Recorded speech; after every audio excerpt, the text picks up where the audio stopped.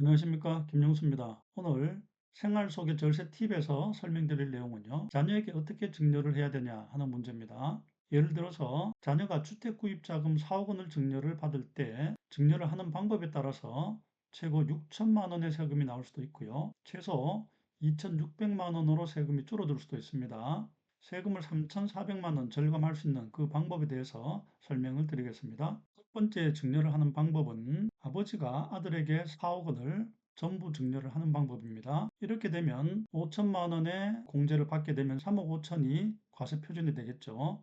3억 5천에 대한 증여세는 6천만 원이 됩니다. 이 방법은 최악의 선택이 되는 것입니다. 두 번째 방법은요, 아버지와 어머니로 증여하는 사람을 나눠서 각각 아들에게 증여를 하는 방법입니다. 아버지가 2억 원을 증여를 하고 어머니도 2억 원을 나눠서 증여를 하는 방법입니다. 이 방법은 본인의 부모로부터 증여를 받는 경우는 합산해서 과세를 하기 때문에 아버지가 단독으로 증여하는 것하고 전혀 차이가 없습니다. 그래서 아들 증여세가 역시 6천만 원이 계산이 됩니다. 다음에 증여하는 방법은 아버지와 어머니를 나누고요. 증여를 받는 아들과 며느리도 각각 나눠서 증여를 받는 겁니다. 아버지가 아들에게 1억 원을 증여를 하고 며느리한테 1억 원을 증여를 합니다. 어머니도 아들에게 1억 원을 증여를 하고 며느리한테 1억 원을 증여를 합니다. 그러면 아들 입장에서는 한 사람으로부터 2억 원을 증여를 받은 것과 똑같고요. 2억 원에서 5천만 원의 공제를 빼면 1억 5천만 원이 증여세 과세 표준이 됩니다. 1억 5천만 원에 대한 증여세는 2천만 원이 계산되고요. 며느리는 아버지로부터 증여를 받은 것과 어머니로부터 증여를 받은 것을 합산하지 않습니다. 그러면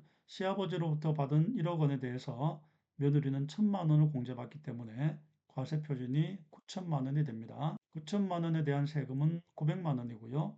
역시 시어머니로부터 받은 1억 원도 세금은 900만 원이 됩니다. 그러면 며느리의 증여세는 1,800만 원이 되겠죠. 두 사람의 증여세를 합치면 3,800만 원으로 6천만 원보다는 조금 줄어들게 됩니다. 마지막으로 최선의 선택을 보시면요. 아버지가 아들에게 5천만 원을 증여를 하고 또한 며느리한테 5천만 원을 증여를 합니다. 역시 어머니도 아들에게 5천만 원을 증여를 하고 며느리한테 5천만 원을 증여를 합니다. 그리고 장인 장모 입장에서도 장인이 사위한테 5천만 원을 증여를 하고 딸에게 5천만 원을 증여를 하고요. 장모도 사위한테 5천만 원을 증여하고 딸에게 5천만 원을 증여하는 이런 분산 증여를 하는 것이 최선입니다. 이렇게 되면 아들이 낼 증여세는 1,300만 원이 되고요. 며느리가 낼 증여세도 똑같이 1,300만 원이 됩니다. 증여세 합계 금액이 2,600만 원이 되고요.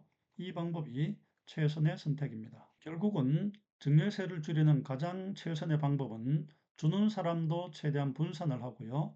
받는 사람도 최대한 분산을 하는 것이 그 결론입니다. 이렇게 분산 증여로 세금 3,400만 원을 절감하는 행복감을 느껴보시기 바랍니다. 감사합니다.